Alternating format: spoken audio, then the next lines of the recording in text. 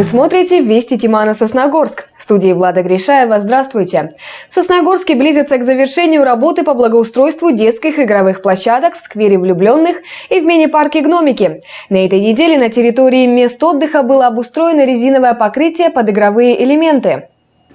В железнодорожной части работы были завершены вчера. А уже сегодня обнаружилось, что некоторые участки покрытия оказались повреждены. Несмотря на предупреждение о том, что находиться на территории мини-парка до завершения благоустройства запрещено, некоторые горожане решили их проигнорировать. До завершения работ осталось совсем немного. Однако подобные инциденты не только отодвинут открытие зон отдыха, но и увеличат стоимость их благоустройства. Не секрет, что в Сосногорске еще есть улицы, по которым пешеходам ходить сложно, а иногда даже невозможно. И вовсе не потому, что там интенсивное движение автомобилей, просто там нет тротуаров. Радует, что таких мест в городе с каждым годом становится все меньше. Одна из таких улиц – Советская, на которой по соседству расположены два учебных заведения – школа номер 5 и гимназия. До недавнего времени несколько сотен мальчишек и девчонок, а также их педагоги и жители близлежащих домов с опаской поглядывали по сторонам, прежде чем от автобусной остановки попасть в школу или домой. Теперь путь сосногорцев станет комфортнее. Сегодня здесь полным ходом идут работы по обустройству полноценного тротуара. Изначально был вариант обустройства по четной стороне улицы Советская, но мы получили отказ от ресурсоснабжающих организаций. В части здесь проходит линия канализации, поэтому было принято решение сделать его по нечетной стороне. При разработке плана обустройства тротуара было принято решение дополнительно заасфальтировать подход к входу на территорию 5-й школы, так как он тоже пользуется спросом. Граждане там ходят в дневное время, и те 10,5 метров они будут красиво заасфальтированы. Жители результатом довольны. Главный плюс, считают они, это безопасность. Этот тротуар очень был необходим, в том числе вот для детей гимназии, потому что они из малой гимназии ходят в здание большой. И получается, что вот эту вот часть они преодолевают вдоль дороги. Во-первых, это и опасно для детей, и водителям неудобно. Очень хорошо, что делается, потому что у меня непосредственно школьник ходит в школу. Очень удобно, да, и безопасно.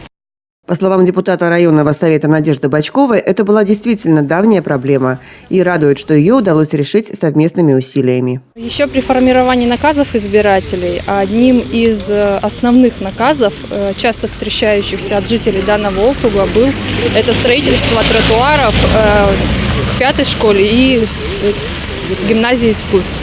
К 5-й школе был построен уже давно, и вот в этом году получилось построить гимназию. Новый тротуар – это пешеходная зона протяженностью более 160 метров с освещением и ограждением безопасности. Здесь будут также оборудованы спуски для доступности маломобильных групп населения и пешеходов с колясками. Он проходит от остановки «Сквер Победы» до непосредственно учебных заведений. Елена Двожик, Евгений Юрин, Вести Тимана, Сосногорск.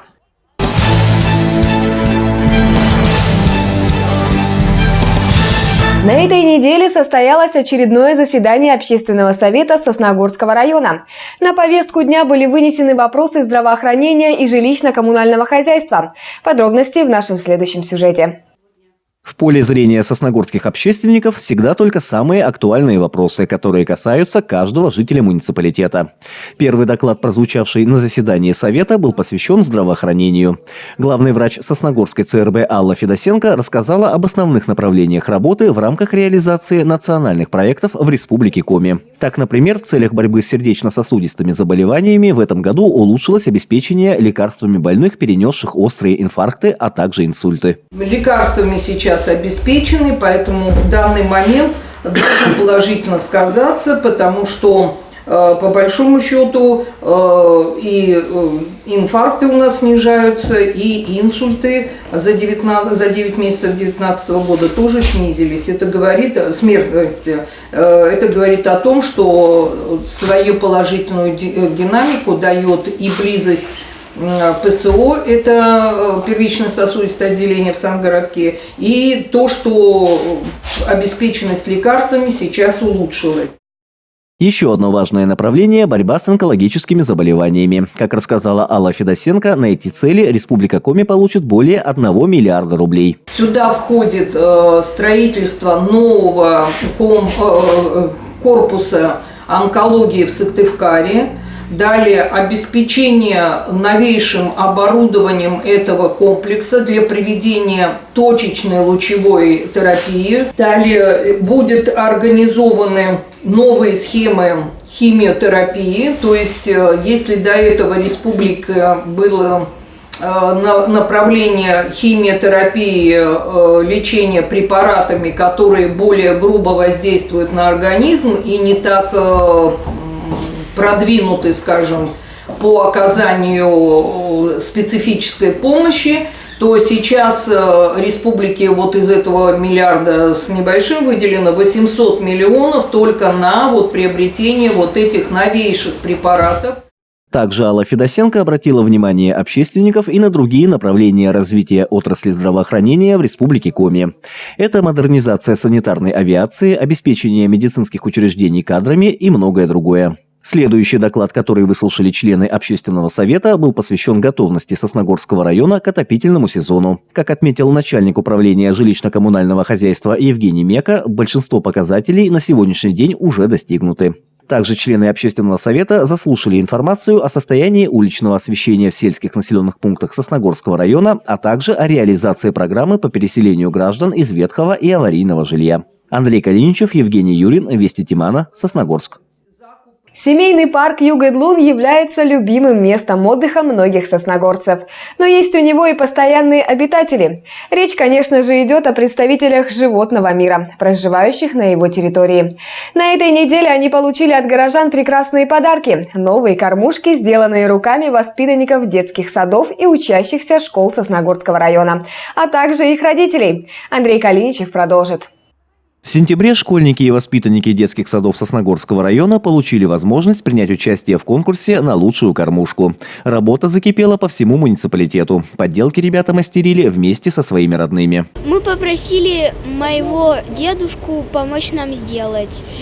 И обсуждали, как она будет выглядеть. И он помог нам ее сделать. Мы узнали об этом конкурсе от нашего воспитателя Любовь Михайловна.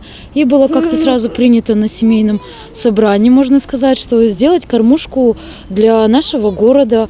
Форму, вообще все придумывал это муж, конечно, а командовала, можно сказать, я.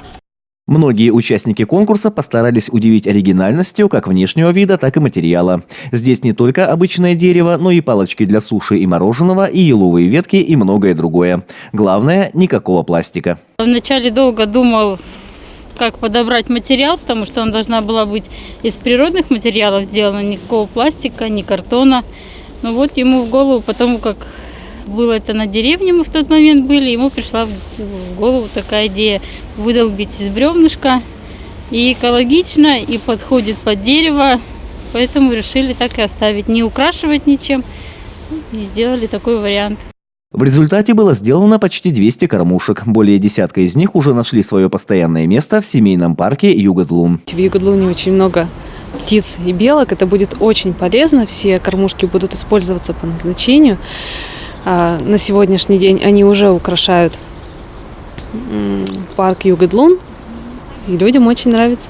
Не пропадут и остальные кормушки. Уже скоро они будут развешаны по всему Сосногорску. Это станет прекрасным подарком городу от воспитанников образовательных учреждений муниципалитета. Хочется поблагодарить всех педагогов и воспитателей, которые приняли участие в этом конкурсе, а также особенно хочется поблагодарить всех родителей, потому что было сделано огромное количество кормушек, более 100 принесли. Жюри просто не знала и не знала, как оценить эти кормушки, потому что они были очень все красивые, оригинальные. Спасибо всем папам и дедушкам, которые приняли в этом участие. Не останутся без наград и авторы лучших кормушек. После подведения итогов конкурса они получат грамоты от Управления образования. Андрей Калиничев, Евгений Юрин, Вести Тимана, Сосногорск. В завершении выпуска о погоде. В субботу ожидаются небольшие дожди, возможно, со снегом, который пройдет местами. А в воскресенье осадки усилятся. Южный ветер станет умеренным. Температурный фон в нашем регионе будет выше обычного на 2-4 градуса. По ночам ожидается в пределах 1-5. Днем около 3-8 градусов тепла. 19 октября в Доме культуры «Горизонт» состоится благотворительный концерт «Дети детям». Все денежные средства, собранные в рамках мероприятия, будут направлены на лечение юных сосногорцев Кирилла Жиренкова и Гоши Москалева. Напомню, концерт состоится 19 октября, начало в 15 часов. А я на этом с вами прощаюсь. Всего доброго и удачных выходных.